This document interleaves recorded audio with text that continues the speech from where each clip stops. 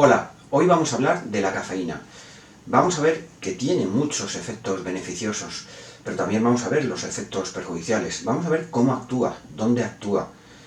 Vamos a ver qué dosis son las adecuadas, cuáles son las dosis máximas. Y vamos a ver qué dice la ciencia sobre el uso de la cafeína en enfermedades. Estar atentos al vídeo porque es muy interesante. Todos tomamos cafeína y puede ser muy beneficiosa para nosotros, pero también puede ser perjudicial si nos pasamos de dosis. Estar atentos. Soy Ángel Elipe, tu salud me importa y empezamos. Bien, lo primero que vamos a ver, ¿qué es la cafeína? La cafeína es un alcaloide que está en las semillas de más de 60 plantas. Principalmente está en café y en té, pero también está en guaraná, está en el mate, está en las nueces de cola, está en más, ya digo que en más de 60 plantas.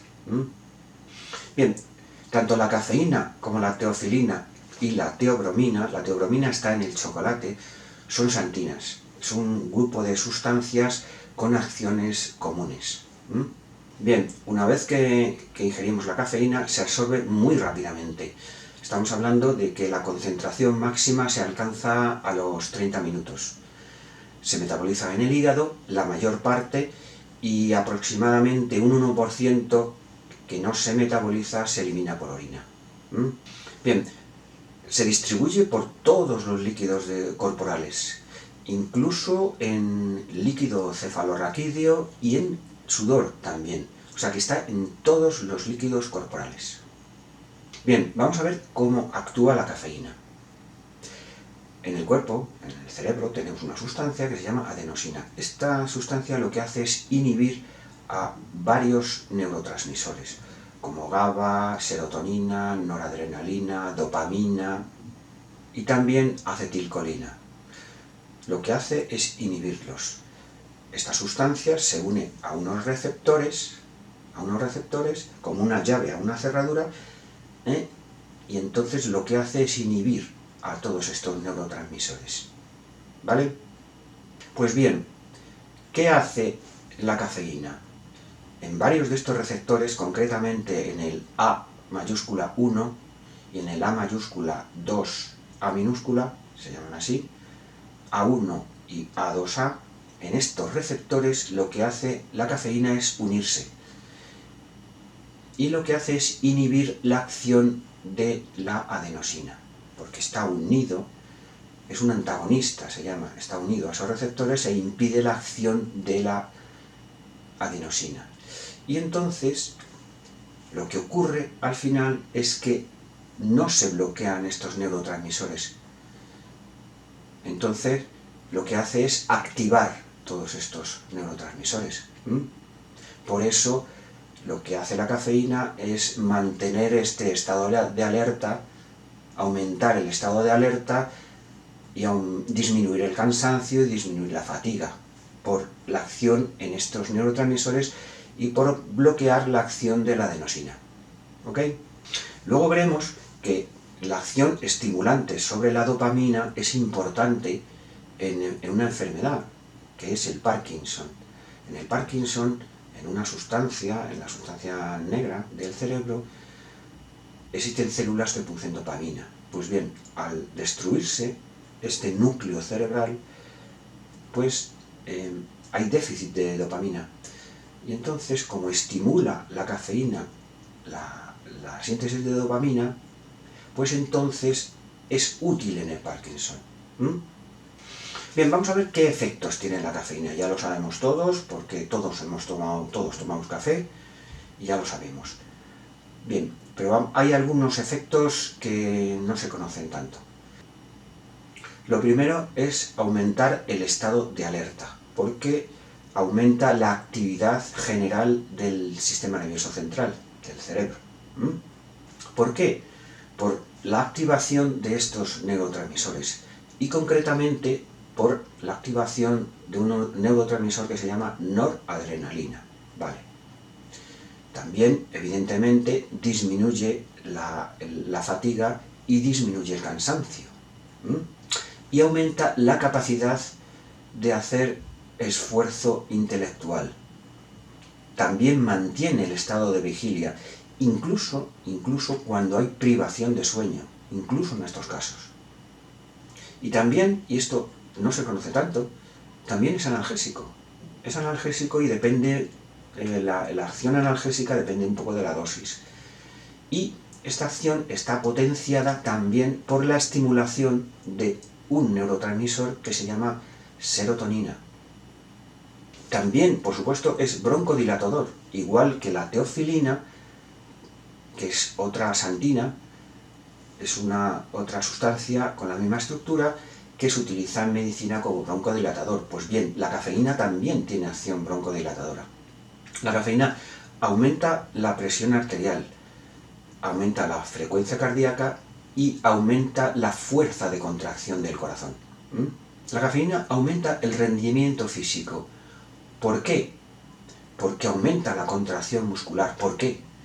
Porque lo que es un vasodilatador de los vasos del músculo.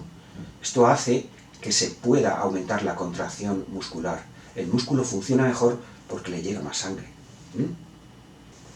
Y esa es la razón por la que también disminuye el cansancio y disminuye la fatiga. Los músculos tienen más rendimiento. Bien, ahora vamos a ver las dosis. ¿Qué dosis debemos de tomar de cafeína y qué dosis son las dosis máximas? Y luego también vamos a ver qué dosis de cafeína hay en todos los determinados tipos de bebidas, en el café, en el té, en todas estas bebidas. Bien, empezamos por embarazadas. ¿Embarazadas pueden tomar café? Hay muchos estudios sobre esto. Y se pone una dosis tope de 200 miligramos de cafeína al día. Ahora veremos cómo llegamos a estas dosis, por la concentración que tienen, por ejemplo, una taza de café. Esto lo veremos ahora. Bien, en adultos sanos, el tope máximo de cafeína al día son 400 miligramos. Ese es el tope máximo.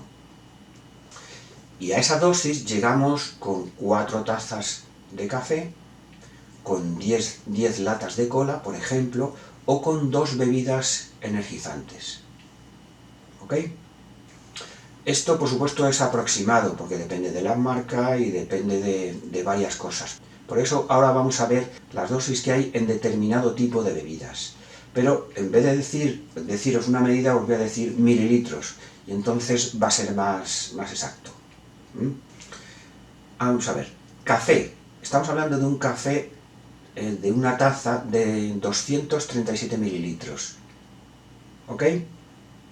Pues bien, tiene 96 miligramos de cafeína, 200 mililitros de café. ¿Café descafeinado? No tiene cafeína, tiene algo. En 237 mililitros tiene unos 2 miligramos de cafeína, siempre hay algo. Un café expreso, por ejemplo, de 30 mililitros, pues tiene 64 miligramos de cafeína.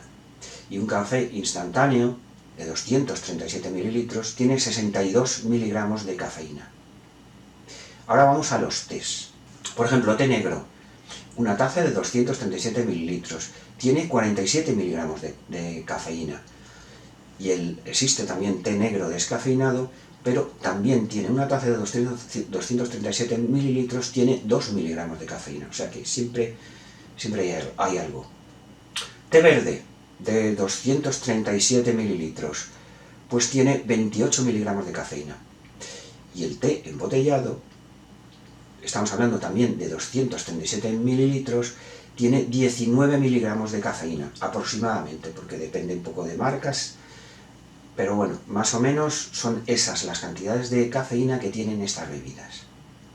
Refrescos de cola, depende un poco de las marcas, pero una lata, por ejemplo, unos 22 miligramos de cafeína.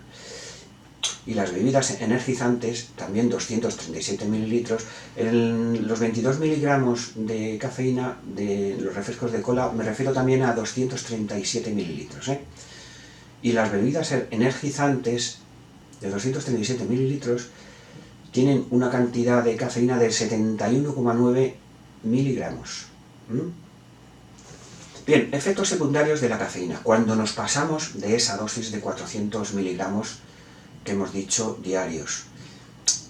Son relativas estas cantidades, porque depende también de la capacidad de metabolización de cada persona, y eso depende del peso corporal. Personas que sean más altas o tengan más peso corporal pueden ser capaces de metabolizar más. Pero bueno, más o menos fijamos la cantidad de 400 miligramos, el tope máximo. A partir de ahí vienen los efectos secundarios.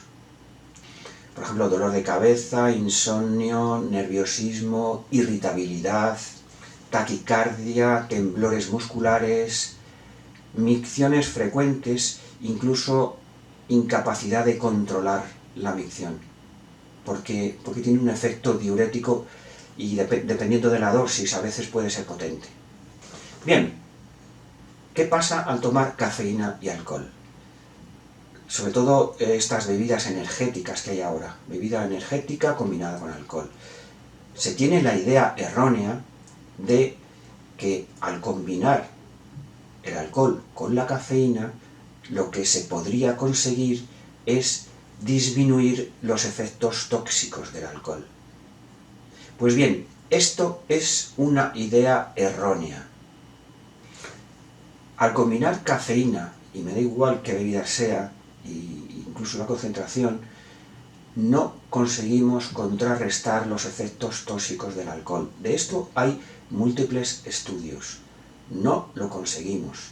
Sigue afectando el alcohol. Así que esa idea es errónea.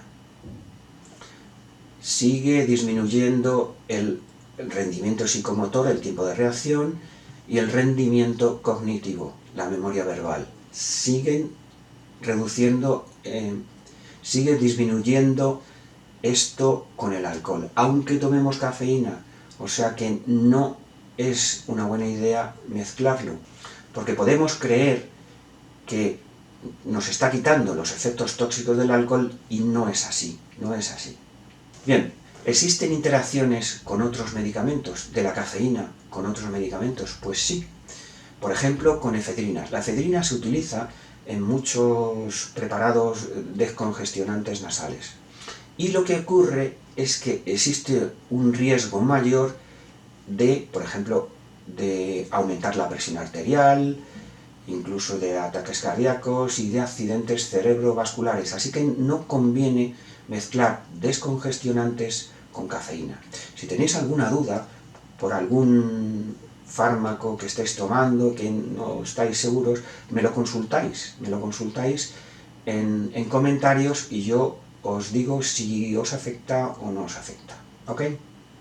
Evidentemente interacciona con teofilina, también es una santina, al igual que la cafeína, y se suman los efectos, o sea que puede haber náuseas, palpitaciones, por ejemplo, al combinar fármacos con teofilina y cafeína. Por eso digo que es importante saber qué fármacos estáis tomando y saber si podéis tomar café o otras sustancias. Os lo repito, si tenéis dudas, me lo decís en comentarios. Pues bien, también existe una interacción con la equinacia. La equinacia se toma para aumentar la inmunidad, para prevenir resfriados y otro tipo de infecciones. Pues bien, existe una interacción de la cafeína con la equinacia. Y lo que hace la equinacia es aumentar la concentración sanguínea de cafeína. Entonces, lo que hace es aumentar estos efectos secundarios. A lo mejor creemos que nos estamos tomando una dosis tope de cafeína, estamos por debajo de esos 400 miligramos, pero al actuar la equinacia aumenta la concentración sanguínea de cafeína y entonces es como si nos estuviéramos pasando de dosis. ¿Ok? Bien, ahora vamos a ver cómo actúa la cafeína en determinadas enfermedades. Si puede ser útil en determinadas enfermedades. Bien, el Parkinson. En el Parkinson hay un déficit, hay una destrucción de las neuronas que producen un neurotransmisor que se llama dopamina. Entonces existe un deterioro de las funciones motoras. Todos esos son síntomas que ya conocemos que tiene el Parkinson. Pues bien, al bloquear los receptores de adenosina, lo que hace es estimular la producción de determinados neurotransmisores, y entre ellos la dopamina.